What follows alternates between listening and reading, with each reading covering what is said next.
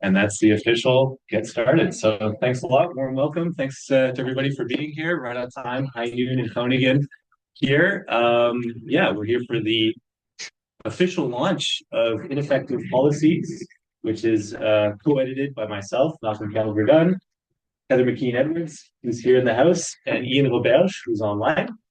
6 a.m. where he is. So we'll transfer over to him towards the end of the presentation. He'll do the conclusion and we'll give us some time to wake up. Yeah. So yeah, first of all, thanks to Agricola School for hosting us here and also for funding part of the open access funding for this book that makes it free, the digital version at least, and to Heather and Ian's Canadian funding agency that also made this open access. We have some flyers if anybody wants to buy the physical version of the book or steal one of the ones that's going around. Won't see that and look the other way. Yeah, so there's flyers over there as well for a 50% discount. And yeah, so the presentation is also hosted by the Sustainable Technology Group that I coordinate here in Groningen. And it's part of the Agricola School and the Development, Security, and Justice team of the school. Another shout out to some people that might be joining us online from the Politics of Proof research group that I also host, who might be joining at some point as well. Okay, so with all that, thanks again for being here. We'll jump into the contents of the book. Hopefully the slide actually changes when I click. Yeah, so this is the table of contents. Yeah, there's basically two core parts of the book. One is focusing more on ineffective and bad policy goals, and the other part is a bit more focused on the outcomes. There's obviously overlaps between the two. And we've got the intro and conclusion, and I'll pass over to Heather for elaborating more on the conclusion, or on the introduction, and then Ian for the conclusion. And in the middle, we'll introduce the chapters by the authors that are present here today, and I'll introduce you as we kind of go, if that's okay. Yeah, so that's the kind of breakdown of the book. We've got a nice hammer on the cover, and that's appropriate because Ian, Heather, and I both, or all three of us, did our PhDs in Hamilton, Ontario. Hamilton is known as the Hammer. That's the local name for the city. So the hammer on the cover was, we thought, very appropriate for different reasons. Okay, with that being said, I'll pass over to Heather. I think the clicker works. Yeah? So this book was initially proposed by Ian, and he brought it to Malcolm and myself, and I think we both were really excited with the idea. And it started really with the genesis around the idea that there is something called bad policy. We hear everyone talk about it, everyone refers to it, but what exactly is it? And when we look at the policy literature, what a lot of the emphasis has been on is policy failures, policies that don't work, that don't meet their goals. And in fact, there's been a shift with policies increasingly now to even talk about policy successes, the idea of showing that government can work. And look, here's spaces where it does. Policy failure and success isn't necessarily a bad framing. It's a very useful one in some cases. It tends to assume, though, that the policy cycle is a deliberate cycle, that you can get feedback and always improve cycle policy. So eventually you get to a good, functional, working policy. And what we were always drawn to were cases where that's not really what's happening. There's something else there beyond the policy not working. That policy successes and failures are good, but they focus on how policy fails to meet established outcomes. This is what we want to achieve. Did we get there? Yes or no? In fact, this started with the idea of bad policy or bad policy making, in part because these politicians, the press, the public, even other disciplines often throw around the idea of something being bad policy with very little definition or explanation as to why. Just this is a bad policy. And we in political science, international political economy relations do this as much as anyone else. This is just a bad thing.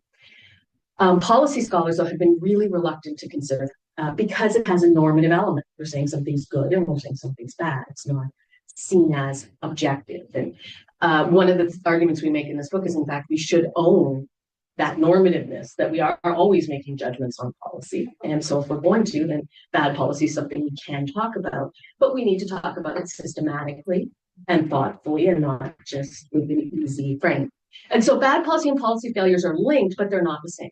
Policy could be successful, it could work. It can actually meet its objectives, do exactly what it's intended to do, and still not be desirable. Its effects be detrimental, it be ineffective in what it's trying to do.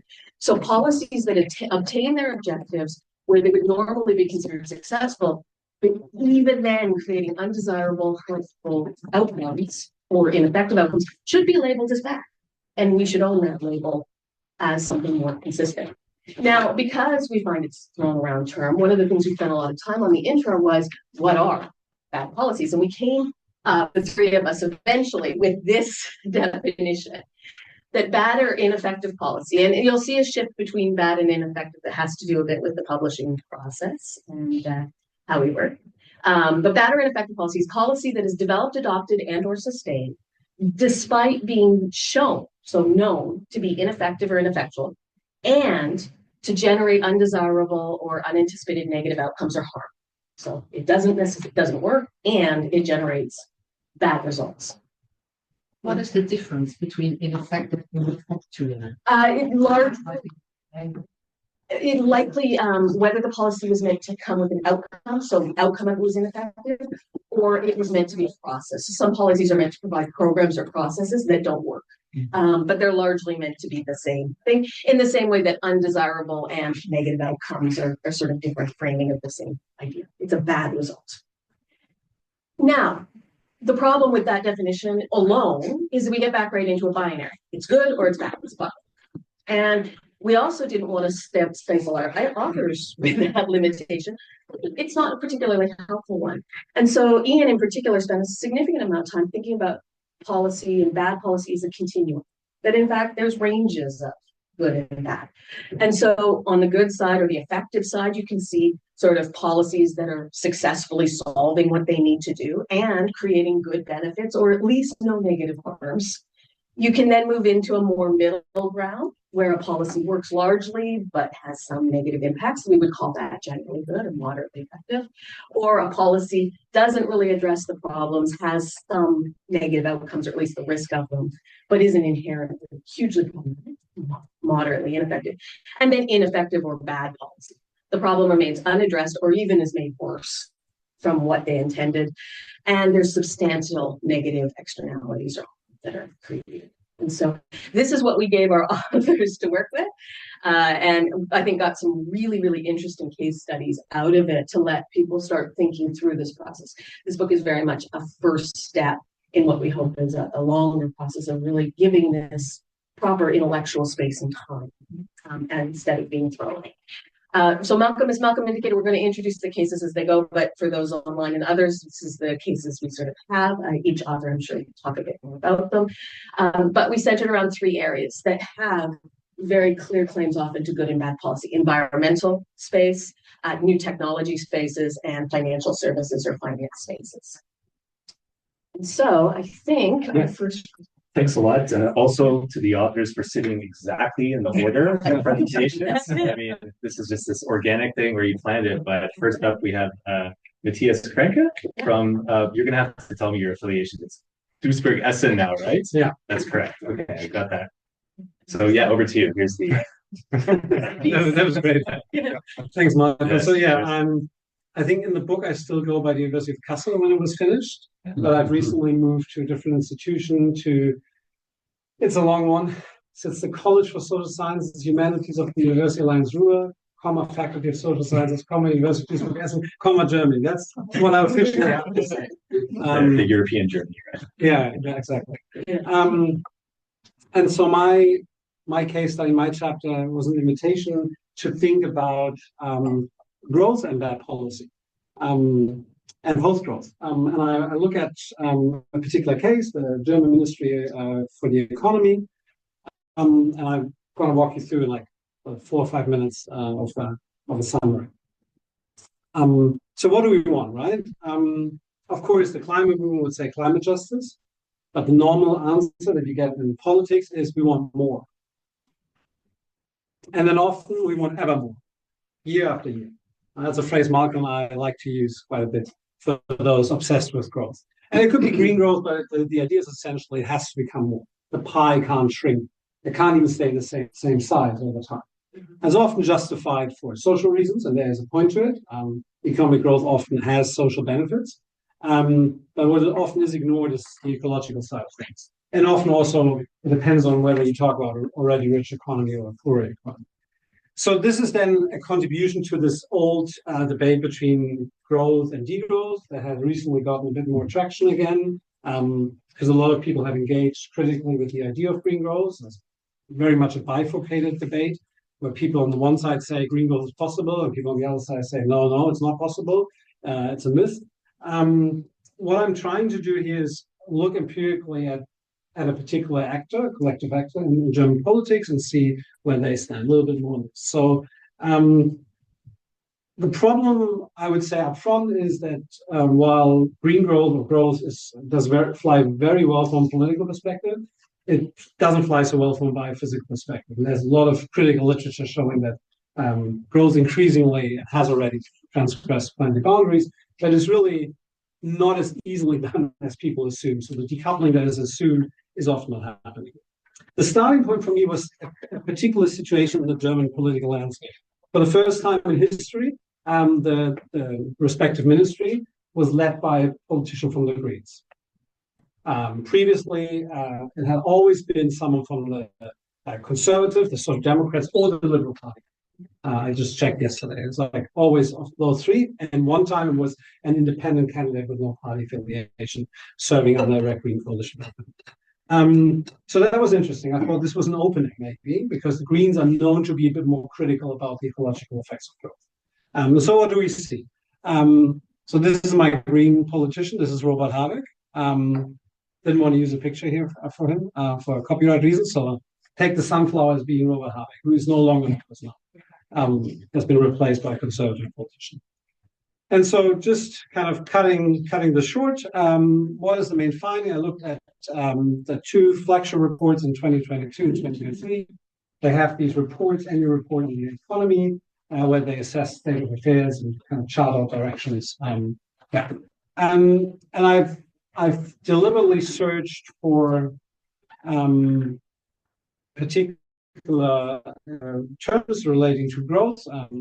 The details are in the chapter, but the main result is that really is, and you see it's on the same on the left and the right side. There's no trick here.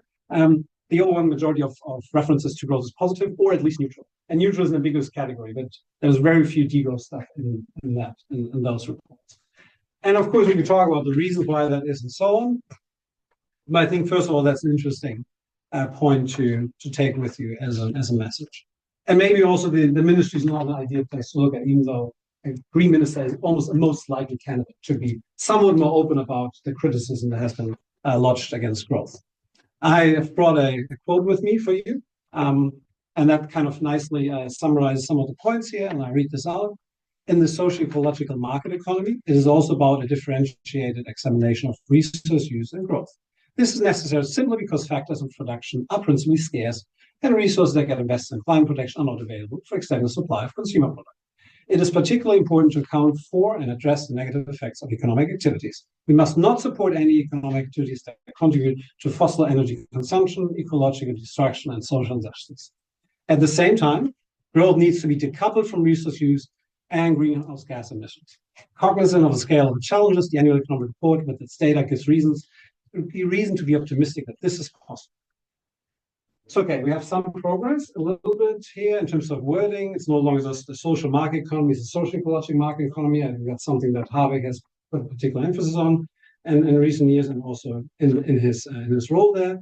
It's also goodbye to fossil fuels quite explicitly. I mean, this is relatively progressive if you look at drill, baby, drill. Compared to this, it's quite progressive. At the same time, it's growth all over, right? So it needs to be decoupled, and this is possible. And to me, then when I think of this or read this, I think of Cullis and Hickel, who said that green growth is not possible, and a lot of other people say it. So, and to summarize, because Malcolm is looking at me, he's already putting on the jacket. It's like, man, you're going over time. I have only a few points for summary here for you. and then the rest can be tackled in discussion. So ineffective / bad policy, I think my chapter never really settled on either of the two terms, so I kind of a bit lazy left it open here. But I would say what is a hallmark of this is it ignores scientific debates. I mean, this immediately, you could see the quote, immediately sides with the politically easy option. At least in the short run, it's easier, it's less controversial, right? And it operates with a widely accepted slogan in favor of green growth, what they call sustainable. What's the effect? I would say it's status quo politics, even with a tinge of green, okay, that incumbents enjoy. It's really much around incumbent power and not upsetting the status quo too much. And what are the prospects for this? I would say they're rather slim. So if even a green minister can't kind of open up the debate a bit more, I think it's quite telling. Again, the ministry is, of course, a particular institution that has traditionally been much more on the growth side. If you look at the environmental ministry, you might find different things. Could be nice for comparison for future work. And Habeck's successor is a conservative now. They haven't produced a new report, to my knowledge, that comes once a year, and they've just taken office a few weeks ago. But I'd say the sunflowers look a bit more like this right now. Thanks. Yeah, thanks a lot. Any immediate questions, remarks? Yeah, it's not usual that there's only one German, I think, in the room in Groningen. Yeah. So, So you had to fulfill a quota here. yeah, exactly. Thanks.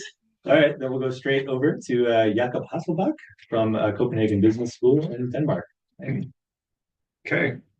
Yeah. Hi. Hello, everyone. Thanks for being here, and thank you also to Malcolm and Heather and Ian for the opportunity to contribute to this book.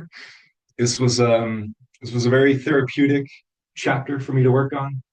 For context, I've been sort of studying plastics and the politics around the plastic crisis for 6 or 7 years or so. And when Malcolm, I think, got in touch and said, "Do you want to write a chapter about why certain policies can be bad?" This was, I think, an opportunity that was hard to pass up when you're sitting with a lot of frustration and annoyance at sort of the limitations of a lot of environmental policy. So environmental policy is often bad in the sense that Matt was also just saying, in the sense that it sides with politically easier options, it ignores a lot of natural scientific debates and consensus positions. So it just felt good to be able to vent a little bit and lay that out there. So the chapter that I wrote is about the European strategy for plastics in the circular economy. So this was a communication document from the European Commission where they laid out their principles and objectives for how is the EU to address sort of the growing plastics problem. To what extent is there a problem with plastics in the EU? To what extent can this sort of be turned into a business opportunity, a better way of working with plastic waste and turning it into a new sort of input in the circular economy? And the strategy reflects a longer history of how the EU has been talking about resources, resource inefficiency, plastics as a waste problem. And it shows how plastics were sort of constituted and reconstituted over time as different sorts of environmental problems or business opportunities, and sort of striking a balancing act between different ways you could potentially talk about plastics or address plastics through the EU. So the chapter really sort of tries to go into that history of how did the plastics problem come to be a problem for the EU, and what are the consequences of how that history developed, and the kind of plastics policy we have now. So to lay out my terms very clearly from the outset, I just leaned into the bad policy framing because I thought it was fun to work with, and you know, an opportunity that you don't normally get. So for me, you know, reflecting a normative commitment that I think Matt also spoke about right now, that we need to sort of respect, work with the natural scientific consensus around planetary boundaries and the need for strong sustainability, that we are currently sort of in overshoot in terms of how much plastics are in the environment, and that we need to address this very, very directly. For me, a good policy would tackle that problem head on. It would be about addressing the core problem of plastics being cheap and overabundant. That would be a good policy. That would mean actually intervening on the supply side of plastics and making sure that the plastics and petrochemical sectors are not growing to unsustainable sizes. Right now, there's investments in these sectors projecting, I think, 3 or 4-fold increases in the amount of plastics that we will be producing in the coming decades. Good policy has to talk about that. Bad policy would simply focus on the end of plastics life cycle. It would only look at plastic waste. It would only look at how do we turn this plastic waste into a business opportunity? How can this become an input for a circular economy and lead to more growth and innovation and jobs in the European Union? So I try to work with this label of toxic growth, which is this idea of normalizing conditions of continued expansion in the plastics and petrochemical sectors through the circular economy. So the circular economy kind of rhetorically legitimizing the idea that more investment and expansion of plastics and petrochemicals is not problematic, when this has been directly shown to be incompatible with environmental objectives and with strong sustainability. So I've probably already spoken too long, so I'll go through this a little bit more quickly, but the chapter, or theoretically, it works with this idea of policy nexus, which I take from Bentley Allen's article, I think in Review of International Political Economy, where he talks about the policy nexus as a kind of discourse theoretical term, and assembling, a yoking together of different kinds of knowledge, ideas, actors, tools, and imperatives to specify the means and ends of a policy. So a policy nexus is kind of discursive construct that brings different relations together. And these relations can change over time. So different kinds of knowledges and actors and ideas become more or less important to the policy area through all different kinds of mechanisms over time. So when these relations change, good policy can go bad. That's sort of one of the, so you could say, the theoretical takeaways from this chapter. The way I do this is then to go through a document analysis of the plastic strategy, which tries to trace its origins in European, sort of European policy. I go back to the Europe 2020 strategy, where we first hear about the resource efficient Europe, and we hear plastics being addressed as a specific sector that needs more attention. And I just trace the different documents that, sort of through citations and seeing which documents refer to each other, you can get a full picture of the history of how has Europe dealt with the plastics over time. So I go through all of these. I try to look at, throughout each of these documents, what is the policy nexus that is being assembled and reassembled around plastics? How does plastics look as a political problem through these different points in time? And if you were to jump straight to the outcomes, you could say what has happened, I think, through the work with the plastic strategy and the history of the plastic strategy.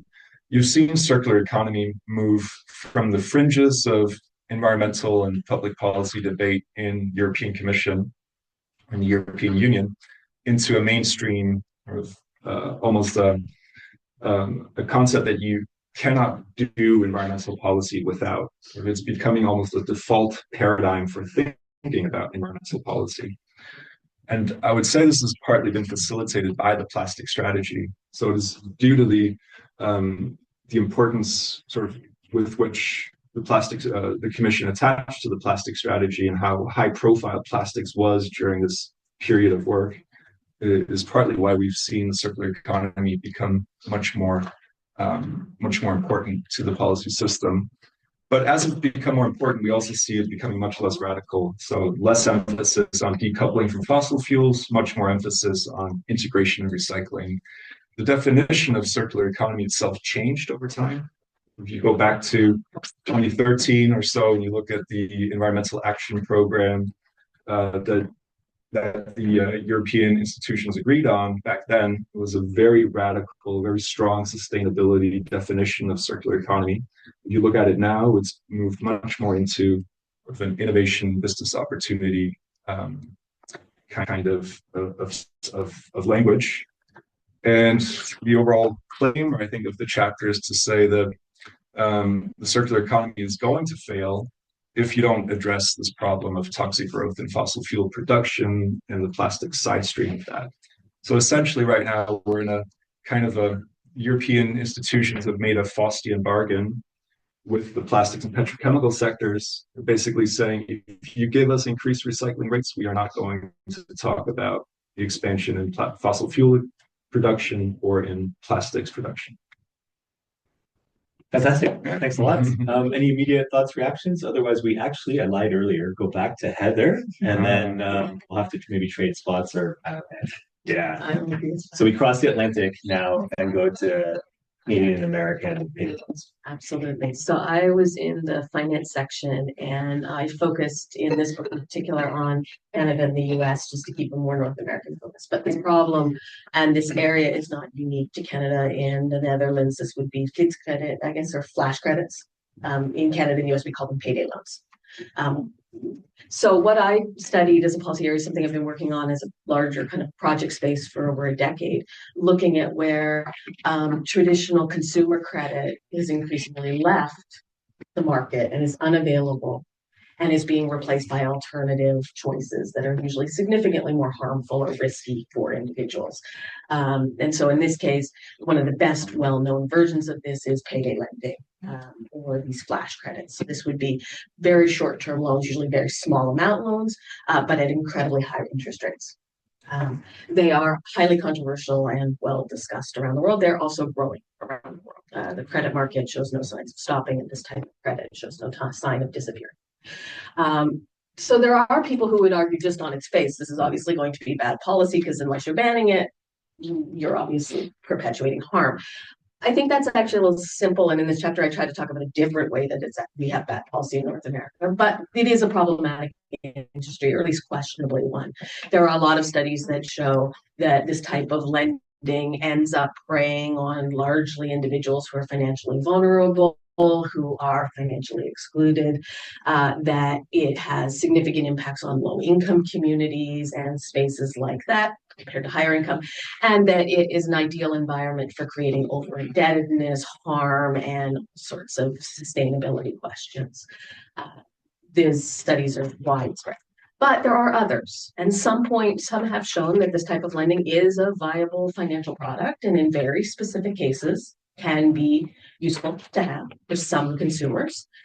There are also those who would argue that they're not loving payday lending, it's not ideal, but the alternatives to it, which is often the illegal market going into that, are much, much worse. So while this isn't our favorite thing, we need to have it.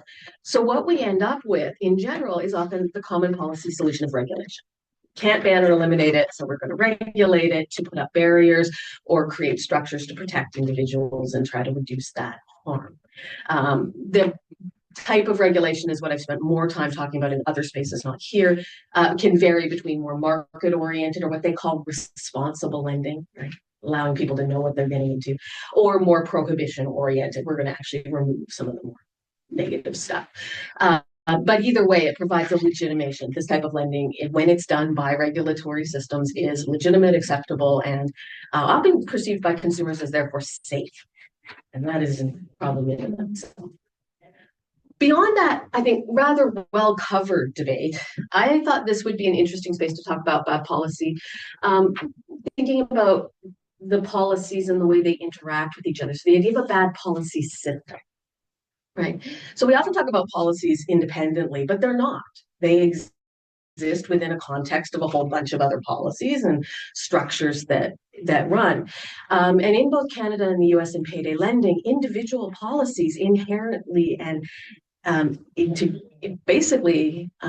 inextricably are linked together. Yet the system we've built is decentralized regulatory patchwork. It is different from province to province, state to state. So literally within 20 miles of each other, you might have fundamentally different regulations in place. And so how do people know and discuss? I think this is particularly problematic. This industry's gone through a profound digital transformation. I would say in finance, consumer finance, it's been hit and seen one of the biggest changes. You now go online, even here, if you ever want to never get it off your Google small loan, just small loan, and you will get 8 to 10 pages of immediate offers for instant credit, no credit check in an hour, will pay you. Varying degrees of legal and illegal, but it doesn't matter where in the world I've gone. I have found this consistently. So it is profoundly digital now. It's not your mom and pop shops of the money mart style. It's really this get your loan online, and social media is increasingly this. There's a huge part of TikTok, for example, that is people talking about how they can get their loans right now. Just click here and you can do it too. It's increasingly a national, international marketplace. These are large companies. They have all the large business. And as I said, the media and social media advertising is by no means geographically specific, right? You will see it going wherever it wants. Now, what that means is we have a regulatory system that's built on very specific, defines in Canada and US subnational regions and a market that is not. And so in both Canada and the US, you can see this idea of the regulatory patchwork. The other word I like is hodgepodge. I think it's a little more normatively inflammatory, but it's interesting. In Canada, we actually, since 1980, have regulated the cost of credit. And so that should have solved it. But in fact, in 2007, we explicitly carved out an exemption for payday loans and allowed them to be more expensive as long as provinces did something to regulate them. But what we found in the aftermath is provinces have done different things. Some provinces don't allow them at all, one in particular. The others that allow it don't have the same sets of rules. In some cases they do, but you'll see variation. And the timing in which they did it. So some provinces moved as early as 2007 to make them legal. Other provinces, they weren't legal till 2019. But as a consumer, it is your responsibility to know that, to know what is licensed and not licensed, and to know whether you can take a loan or not, which is applying a lot of pressure on that consumer. The US is similar, although it's always been largely subnational. When they did try to create a national rule in 2016, it was repealed. So it's gone back to the subnational space. And again, Pew Charitable Trust has done a long-scale research project on payday lending. And you can see they've split their states into different categories, from very restrictive states in white to really wide open states that'll have very few rules or safeguards at all in red. But you'll notice that the red and the white are literally often right beside each other, right? So when I talk about that idea that policies influence each other, this is spaces where literally being on one side of a border between Missouri, for example, and Nebraska, if you're on that border of Kansas City or Kansas, sorry, you have different rules in place and all sorts of other things. So for me, I wanted to focus on this chapter on this idea of bad policy, not just even being the specific policy, but actually how these policies work. And the fact that you can see this. This isn't something where we were designing policies in isolation. You can see what your neighbors are doing. You can see the structure. Is very obvious this is not going to be effective, and yet we continue to push them forward.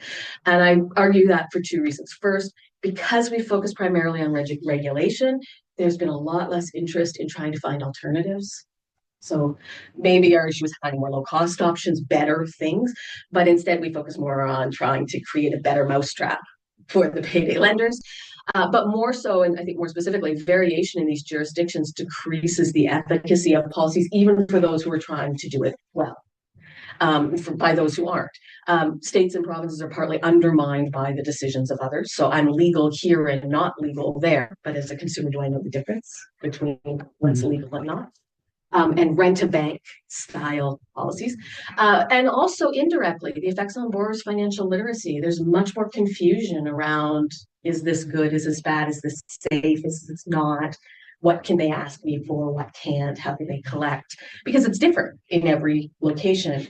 And payday lending borrowers, studies have shown, are usually noticeably less financial literate. They have lower scores in financial capabilities. So you're taking a precarious group in a precarious position and adding confusion on, with the good intention of trying to control these predatory type of loans or these predatory practices. So the intentions are good, the results are bad. And the so what for me here is really, I went and was drawn heavily to that idea of harm. So negative outcomes are one thing, but this is actually harm, right? If you get into cycles of over indebtedness, you were talking about portions of the population that are in significant financial straits and conditions, who can end up in really physically problematic spaces because of this, up to 10 payday loans at a time, rolling from different places, in addition to your regular financial stuff. This is the alternative. And then you think about that effect on communities. You can think about that effect on economic sustainability for both the individuals, but the family and the communities they exist in. And you can see the harm knock-on effects of having this not dealt with well.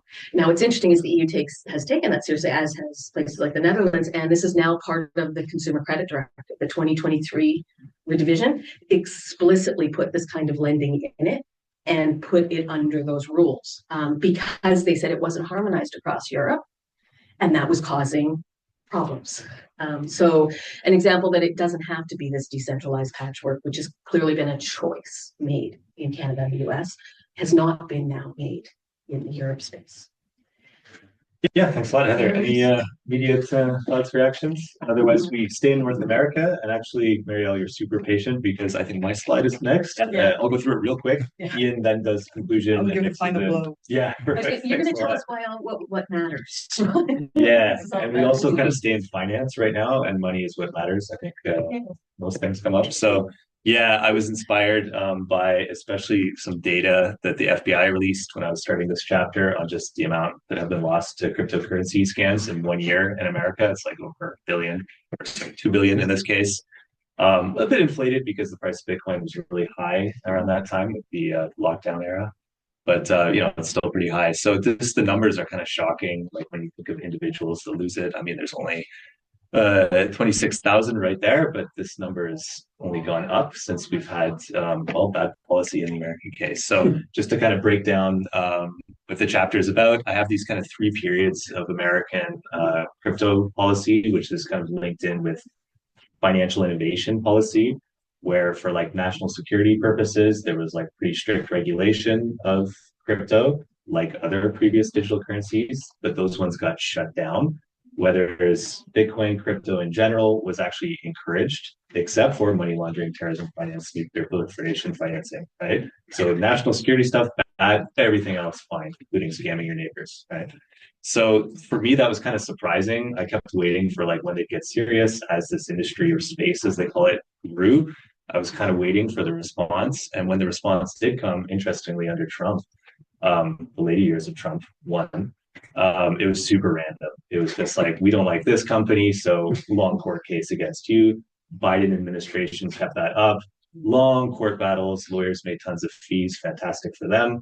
But the industry got really, of course, kind of mad about this, kept labeling the policy as, okay, random enforcement, basically, drawing on previous laws that were not tailored to crypto and calling for new regulation that was industry friendly, which we now have in the United States.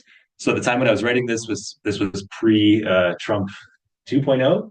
And I thought, okay, maybe the next election cycle will see a kind of clamping down, a serious one, a moving of crypto from the United States. But as that map shows, a lot of the crypto industry actually came to the United States, places like Texas with cheap electricity. US is now, I mean, the data is a bit dodgy, but one of the largest crypto production places, mining of Bitcoin in particular in the world. And as I'm sure you've seen in news headlines, et cetera, we now have the Trump family basically running a bribery slash, call it whatever you want. I mean, they have their own cryptos. You can buy them and the Trump family makes money. It's, I mean, super outrageous, but I didn't see this coming. And so I've kind of changed the cross out right there. Not parting ways at all. Now we have the crypto oligarchy or oligarchy, however you want to call it, but it's pretty awful to see. And so to kind of situate where this came from, right? Because of course, news headlines, okay, Trump crypto, whoa. This was like a longer legacy of bad policy from the start. Okay, just national security, not enough for this. You need to kind of prioritize local small scams. You can't promote this stuff as innovation because it's innovation and fraud for the most part. There are certain use cases, okay, but there are these use cases which, even pretty right-wing think tanks started becoming alert to for a while. And on the January 6th takeover of Capitol Hill, I mean, there were people basically trying to get crypto for the actions that were undertaken at this time, right? So I mean, this was kind of a long time coming, but what was also kind of really shocking was how much legalized bribery there was also at the time, to use kind of less politically correct term, for lobbying in the United States. The amount of donations to political parties to basically continue being soft on crypto skyrocketed in both political parties. And so this is just some data showing how much was given. And then we get the result of, Trump launching his own exchange platforms and his own meme coins, et cetera, et cetera. Which, around the time of the inauguration, et cetera, election, were riding high. And then, of course, subsequently they drop, but the first in make a ton of money, and then everybody else who gets in late loses a ton of money. So it just kind of continues this cycle again and again and again. So for me, it was a bit hard to place this in the book. It was, also bad outcomes, but for me, it was really from the start, this has kind of been a bad approach to financial innovation. The former Federal Reserve Chairman once said, well, the best financial innovation, or the last good one we had, was the ATM. Okay, and since then we've got derivatives, we've got all kinds of funner products. Well, this isn't like the long legacy of the ATM was like the last thing that was good in financial innovation. So that's a quick summary of the chapter. Any quick questions? Otherwise, just a comment. Yeah. Reminds me of someone saying that the real good innovation was not AI, but having sanitary systems, the toilet. Yeah, sure. Similar to the ATM, I think. Yeah, good one. Yeah. So otherwise I think I tried to maybe place this also in terms of the wider implications of bad policy and identifying it in the book. I mean, for me, the declining trust in government. I mean, when you have your president having his own cryptos and his family having their own cryptos, and hosting dinners where you can get buy-in by investing in their cryptocurrency, that's just not helping with trust in government, which is maybe a good way to link over to Ian, because this is getting into the kind of concluding slides. So Ian, if you're still there, you can kind of jump in, because conclusion slide is you, and then we have your chapter with Marielle thereafter. Oh, so the chapter with Marielle comes after. All right. Good afternoon. Good morning.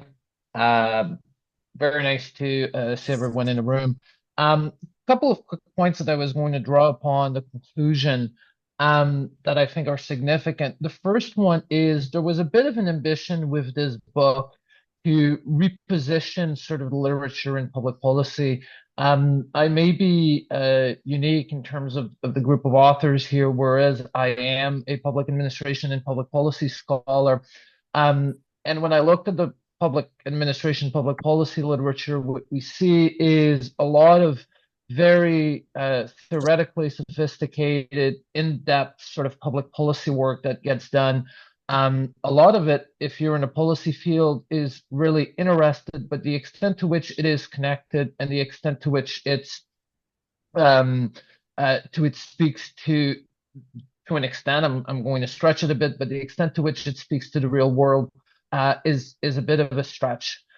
So there was an attempt with this book, to reposition the public policy literature and to say, when we go back to the birth of the field in the post-Second World War, and we go back to someone like Harold Laswell, in particular, the purpose of public policy, both as a field of practice and a field of study, is to think through and address real world problems, and to do so on the best possible scientific evidence available.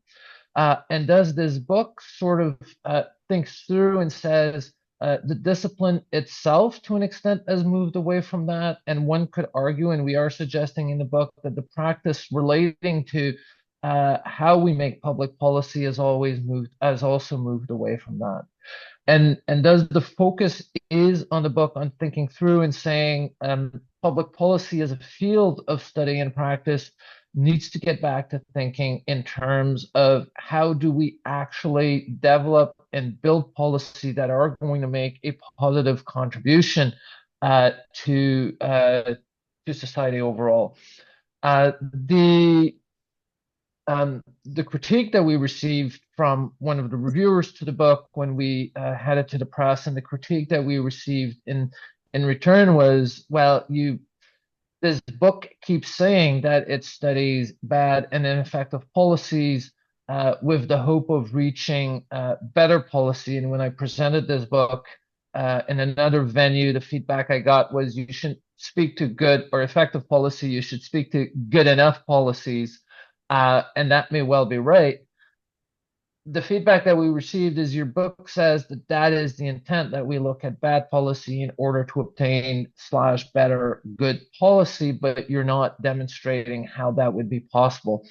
And it's a fair question. And I think you heard through some of the chapters, through Media's chapter, through Jacob's chapter, that somehow part of the answer, and it is not a complete answer, but part of the answer is how we value science and research once again.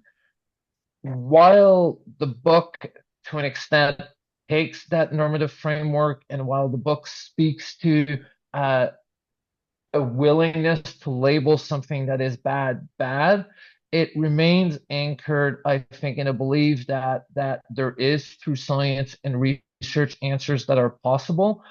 And that through science and research, it is possible to come to better and good enough policies. It's fair to say that when we look at wicked public policy problems, that when we look at those types of policies, there are no easy and simple solutions. And I don't think that that is what we suggest in the book. We're not suggesting that when we look at these various public policy problems, that there is a simple or easy solution to find. But I do think that when we think through the various, for instance, case studies that we are looking at in the book, it is fairly obvious that there are better policies available. And maybe the last thing that I say, and I think that this will allow us to move to Marielle in a way that is actually logical.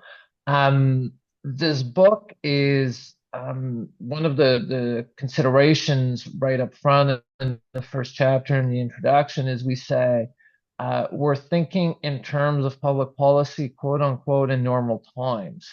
To which we were thinking, public policy scholars tend to think of the policy cycle sort of over a 10-year period. By the time policy, the problem is, working through the cycle itself from agenda setting all the way to evaluation and the feedback loop. We're not thinking of public policy in terms of emergencies or crises. And it is also sort of a Western-based perspective to the book. That is, the case studies that we have across the chapters are in the United States and Canada and Europe.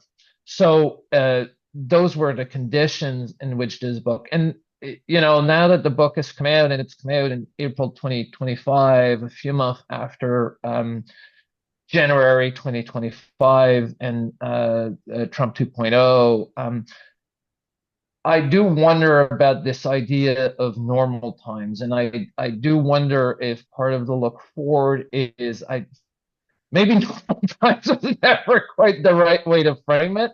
But I do wonder about normal times, and I do wonder about public policy. And just as I was thinking of this over the last few days, I'm in Toronto, Ontario, Canada. And in Ontario, we just had a government that passed legislation last week that basically is going to create special economic zones, which is not unique to Ontario, which there are plenty of examples around the world. But what the legislation does is basically says within these zones, the provincial government can bypass any other provincial legislation that currently exists, any other provincial regulations, any municipal or local level policy or regulations that can exist. Basically, within these zones could contravene every other policy that is made at the provincial or local level. That is meant as a response to the tariff threat from the United States. It is meant as a response to sort of some of the economic uncertainty that has been the result of those threats in Canada, and a desire in Canada to move more quickly on what our politicians have called sort of these national projects. we can debate some of those wider economic considerations, but I look at that policy that says, well, within these zones, if we wanted to, we could ignore labor laws because that's ultimately what that policy allows. And it seems to me that, you could think, well, faced with a crisis, faced with an emergency, faced with whatever is non-normal policymaking, we could think through of how to actually get good public policy by which to address these issues. But it may just be that we're doing the exact opposite and that we're moving into public policies that are even more bad, that may be even more harmful, that may be even more ineffective, and with which we will have to live with the consequences for many years to come. So Malcolm, maybe I said it. I stop here and I send it back to you and Groningen. Yeah, merci, Ian. We had a thought last night about having another slide that was so bad it's good. It's good. Yeah, but we didn't throw that in. It's so bad. Yeah. Don't throw the circle. Okay, well, Marielle, you've been super patient. Marielle is coming all the way from Maastricht this morning, proving that the Dutch rail system is not as bad as many like to complain about. You can cross this entire country in one morning and here for noon. Thank you for being here and for waiting. Okay, let's see if we can get it to. Yes, here we go. So I have to say that I'm a little bit of an odd one out in this bunch, in the sense that I study, when all things go really, really bad, I study authoritarianism. So I specialize in Russian politics. So when Malcolm asked me, like, do you want to be in this book? I immediately thought, I have so many examples of that policy. But then again, everyone would say, yeah, but that's because it's an autocracy. So it would be difficult to actually place it within the overall framework of the book. But still, we thought, well, maybe we can figure something out and maybe write a more theoretical chapter that is really trying to tease out why does all of this matter? So that it's not just the consequences contained to this one particular policy area, one particular policy even, but actually to think through more in a broader sense, why does this all matter? And why is it important for public administration scholars and other people working on policy to call it out? So to take a normative stance and indeed, for example, on environment, just to say there's not necessarily choices, there actually is a good and bad, and this is why. So I teamed up with Ian, which was very good for me because Ian knows everything about public administration. And then I know everything about how democracies turn very, very sour. And we try to merge the both. So to try and examine what is this relationship between, on the one hand, bad policy, and then the quality of democracy. As we draw upon research on patterns in democratic backsliding, so especially quite a lot of research now, both on democratic backsliding in consolidated democracies as well as in new democracies, and trying to see what we could find out there. And one key thing that all of these studies stress is that democratic backsliding is a process. It is not a single event. And this is also why it's so important to not just look at these instances of bad policy, but to actually see them as part of larger processes or contributing to these processes of degeneration within democratic institutions, for example. So a key question that we try to answer is, do weakened democracies explain ineffective policy? Where indeed we like to say, oh, bad policy, but the publisher didn't allow us, right, all the way through. Or in reverse, does bad policy then lead to democratic failing? So this is roughly what we try to do. So in the process, we also try to position this idea of bad policy in relation to quite some parts of the public administration literature. So trying to engage and trying to really explore what are the boundaries. So how does this line of thinking compare to these already established fields? And we approach it along three rough vectors. So the first one is quite established thinking. So the role of interest, ideas, and values. This is touching upon is this politics, is this policy? Because of course, when we talk about normative evaluations, then we say, yeah, but it's politics. So this is the first domain. The second one is to look at institutional contexts. So are there particular institutional configurations that might enable or that might inhibit the adoption or abolishment of bad policies? So again, just providing a different lens to quite an established field within public administration. And then finally, and I think that this is most important to place it within the context of democratic backsliding, is the issue of time. So how can things turn bad? And we've now seen it in the US, right? How quickly everything can go. So this can be either a shifting perception of the policy. So our thinking actually evolves. We might have learned more. We might think it's either more apt or less apt. The actual impact might change, needing us to adapt to that. Or because those democratic safeguards are now weakened, which means that the same kind of policy can actually do different things, or the constraints upon possible bad consequences have now become weaker. So those are the ways that we try to approach it. So from the political science literature, we take some of the specification about what are then those safeguards. So what are the things that keep our democracies functioning that are very important and that the research has shown are the things that go that then cause the entire thing to collapse. So we integrate looking at vertical safeguards, so things connected to electoral process and electoral turnout. Horizontal safeguards, this is independent parliament, independent judiciary, and then finally also the diagonal safeguards such as freedom of expression and freedom of association and freedom of the press. So in a nutshell, so as you can see, there's a lot in the chapter. It's a short chapter, but still there's a lot of things in there.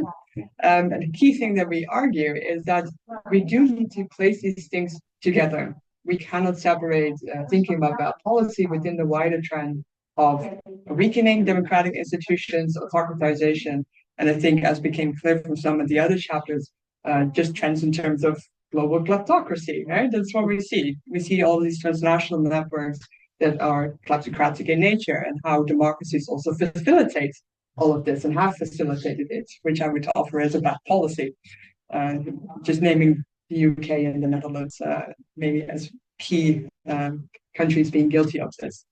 So we argue that democratic failings, so weakenings within the system, weakenings within these safeguards, they can partially explain bad policy, so how they can come about, giving room for them, and that they may be exacerbated by the weakening of democratic safeguards.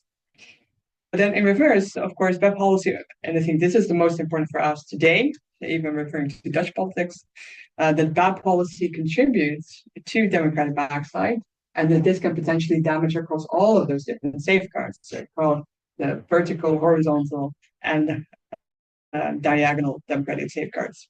And as I already mentioned, the key thing here, of course, is really what we're most concerned about is trust in government.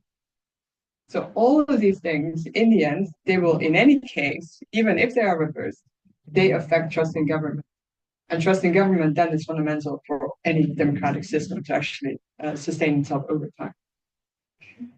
Fantastic. Thanks a lot, Marielle. So it matters. Yeah, that's great. So we've almost got the whole book into 1 hour here. So I just highlight these questions for discussion. We do, Anastasia, we can stop the recording. Thank you for handling that online. And thanks to everybody for